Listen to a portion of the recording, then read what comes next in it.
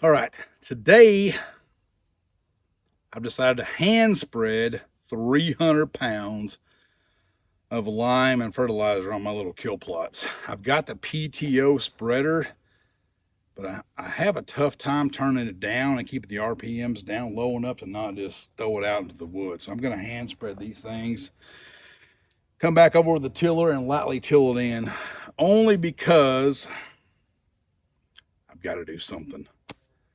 I was really hoping to plant on the 15th. We're at the 13th right now. No rain. We're 93 today. Next 2 weeks looks like the same. So it's going to be probably October before we can plant here, which really, really sickens me.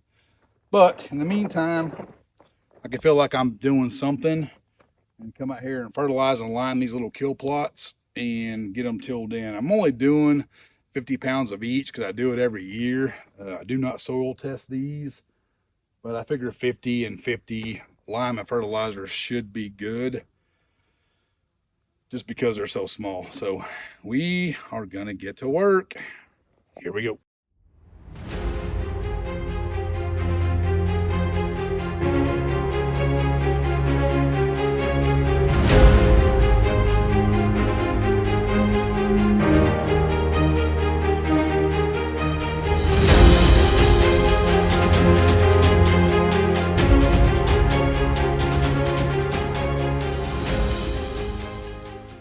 All right, one down, two to go. 100 pounds spread, 200 pounds to go. I don't like tilling these plots because I know it just introduces erosion, especially on this lower plot. Weed seeds, bringing those back up. But I designed them as a micro plot to try to harvest the deer here on their way to the destination plot, which is, I don't even know, 600-700 yards away. And it has worked.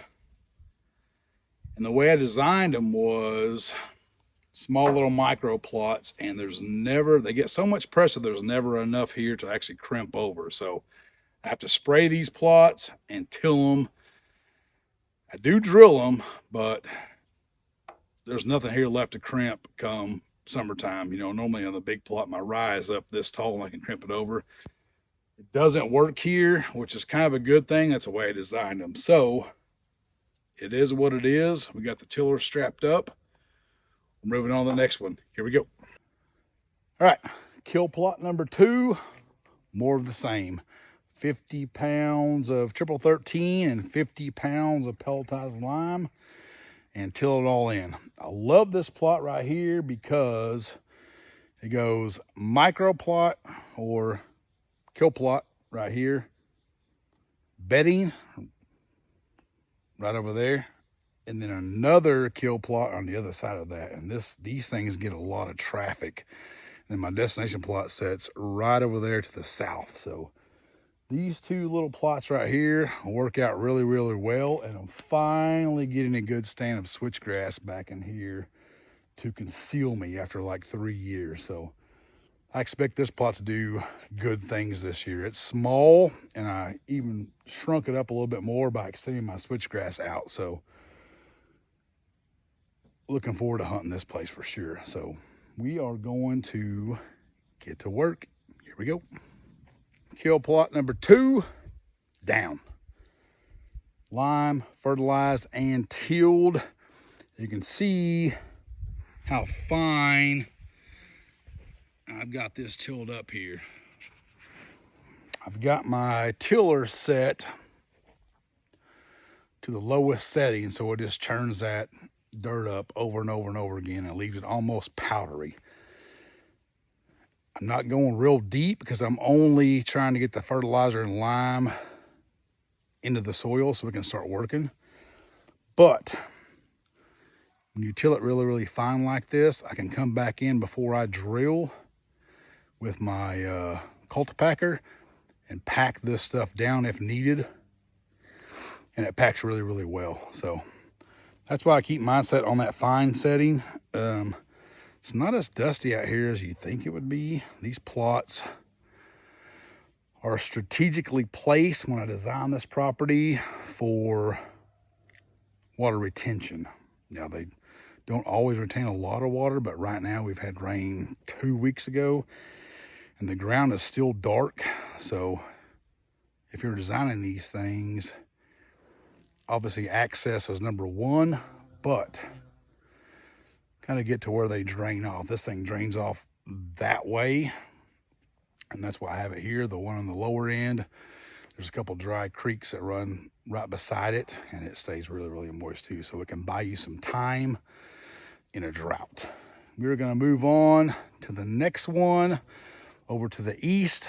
That's really adjacent to this one in between bedding, and we'll get that stuff spread out and get her tilled in. Here we go. Right, here we are at kill plot number 3. This is the smallest of them all. I get quite a bit of action here.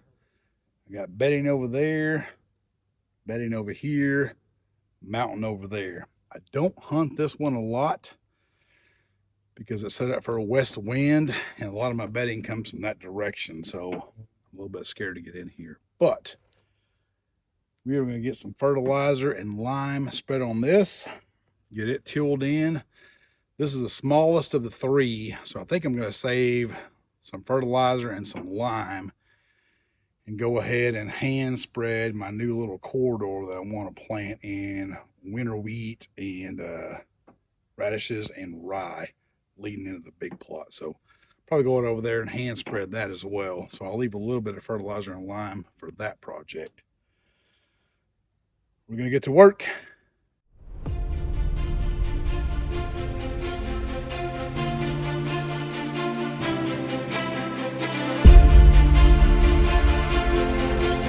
Kill plot number 3 in the books.